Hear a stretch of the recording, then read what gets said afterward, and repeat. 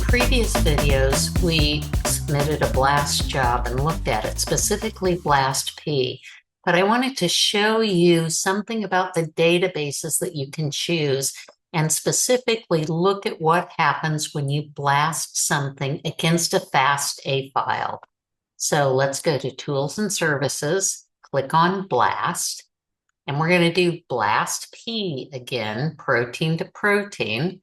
And I'm going to go get our GenBank PBP2X.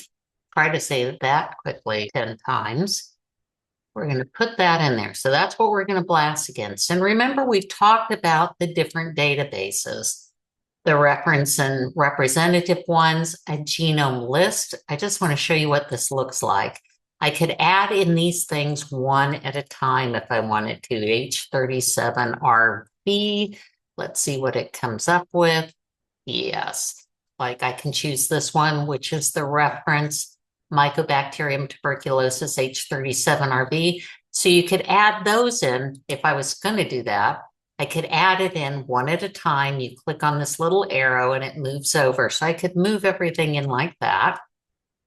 If I wanted to use a genome group, it's going to look for genome groups I've created most recently. I could go to my folder and navigate or click the down arrow and see who I've done recently. Or let's say I was tetracycline. I just start typing it and it fills it in. It's looking at the data that you have specifically gathered together in your workspace to facilitate your searching. You choose these genomes that you want to look against for a specific reason out of the million genomes that are in the system. But we don't even want to do that. If we wanted to do a feature group, it's going to go and look at those. And let me just show you how I would navigate to that. So I'd click on the folder icon. And then here, I could click to feature groups and see them all here. They generally have this little icon in front of them to let you know it's a feature group. And if I wanted to upload something, I could do that here. But I want to cancel that. This time, I want to do, we did the taxon in the last one. I want to do a selected FASTA file. So I've clicked on that. This has to be protein FASTA because I'm doing BLAST P. I couldn't even do tBLAST-N because this is a FASTA file that I collected of proteins that are involved in resistance to the beta-lactam antibiotics and the tetracycline antibiotics in Streptococcus pneumoniae. The file I have is a protein file. So if I did tBLAST-N, I'd never see it. So keep in mind what you have. So we're going to navigate to that to show you that. I'm going to click there.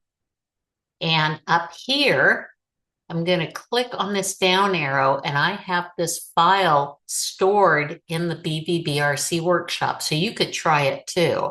So I'm going to click on that. And that shows me the actual workshops that we have going on. I want the AMR workshop for antimicrobial resistance. Click on that. Click on Streptococcus. And up here in proteome comparison, click on that. And here I have the Streptococcus resistant proteins FASTA. So I click on that and I say, okay. Now I need an output folder. So I'm going to see what I created recently. I need a name. Do this because I like to do this. Capture the whole name there. And I want it to be against a FASTA file. I don't want to have to wait on this page for the results to view. Sometimes you can do that. I don't want to take the time to do that. And I can submit the job. So I click on submit and you see that message saying we're submitting. Don't do anything until you see this message that tells you it has been successfully submitted. Now, rather than wait for this to go, let's go to the jobs page because I ran the same job previously. So I click on jobs here and the new one, we aren't seeing it yet because it takes a while to register on this page. but this is the one I ran earlier today. And I highlight the row, and then I click on the view icon. And you'll remember this, all these, they're different JSON files, they're different text files that you get. And the parameters, look, this thing took 4 seconds to run because it's only against, I think it's 8 protein sequences. So if I want to view it, I click here. And out of all of those that are in that file, these are the ones that it hit. And you can see that one of them is a really good hit, and the other ones are less so. So let's look at the good one first. Notice here, the green action bar, I can't go to the feature. I can't really go anywhere because this is my own private data that I'm blasting it against. It's one of the places in BV-BRC where you can actually explore outside data. Actually, there are a number of places, and this is one of them.